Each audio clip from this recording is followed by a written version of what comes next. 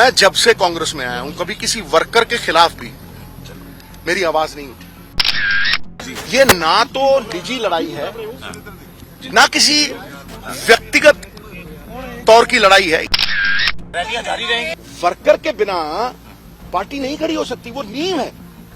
तो नींव को तगड़ा करने के लिए अगर लोगों में जा रहे हैं तो प्रधान साहब ने भी कहा है और इंचार्ज साहब ने भी कहा है कि इसमें कोई आपत्ति नहीं।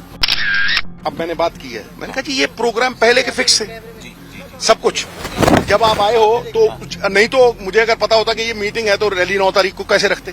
तो मैं उनको मिला तो उन्होंने कहा जाओ यार, पहले तो कम्युनिकेशन ही नहीं हुई।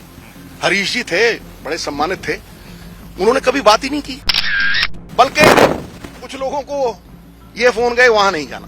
भैया हम भी तो कांग्रेस के वर्कर हैं भैया, मैं तो हमेशा ही ट्वीट करता रहता हूं। ये जो पब्लिक है ये सब जानती है।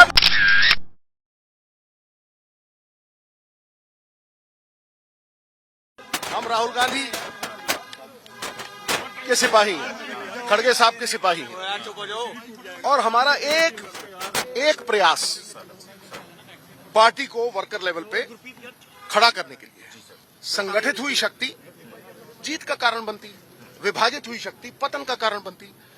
मैं जब से कांग्रेस में आया हूं कभी किसी वर्कर के खिलाफ भी मेरी आवाज नहीं उठी और ना ही उठेगी, समझे नहीं।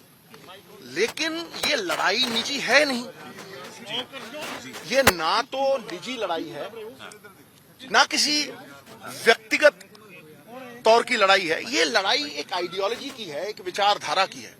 वो विचारधारा जो पंजाब के पुनरुत्थान को बल दे सके। एक मिनट, ये ना तो व्यक्तिगत लड़ाई है, ये विचारधारा की लड़ाई है। अगर आप पंजाब की बेहतरी चाहते हैं तो इस एजेंडे पे संवाद कीजिए। इसमें मेरा तेरा नहीं, साडा पंजाब है, समझे। और मैं पहले दिन से कह रहा हूं कि भाई, पहले दिन से कि ऐसा कोई भी अक्षर नहीं जो शब्द ना बन सके। ऐसा कोई भी प्लीज ऐसा कोई भी शब्द नहीं जो अक्षर ना बन सके। ऐसी कोई वनस्पति पेड़ पौधा नहीं जो औषधि ना बन सके। और ऐसा कोई कांग्रेस का वर्कर नहीं जो यथा योग्य जगह पे सम्मानित होकर स्थापित ना हो सके। तो भाई वर्कर के बिना पार्टी नहीं खड़ी हो सकती, वो नींव है।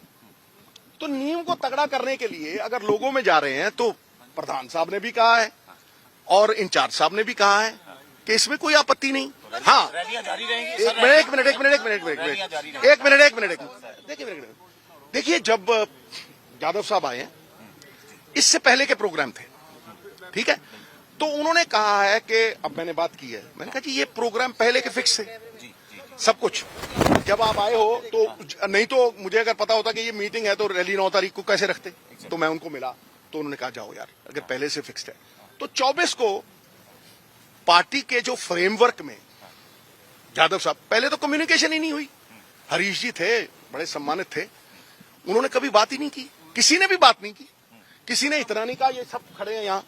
बल्कि कुछ लोगों को ये फोन गए वहां नहीं जाना। भैया हम भी तो कांग्रेस के वर्कर हैं, क्या आपत्ति है।